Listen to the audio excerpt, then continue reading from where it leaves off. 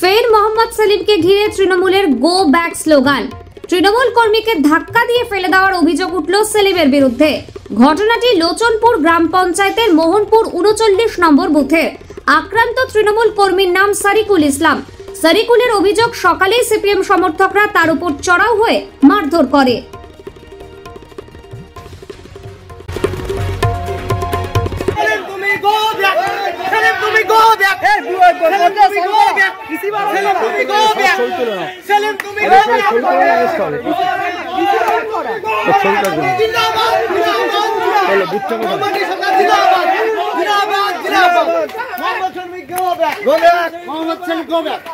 কেন আপনারা go back জানাচ্ছেন কেন? গো ব্যাক বলছেন কেন? গো ব্যাক স্লোগান দিচ্ছেন কেন?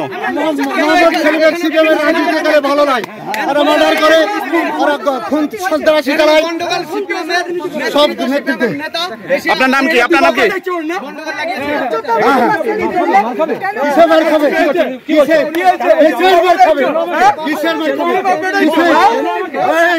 খবরদার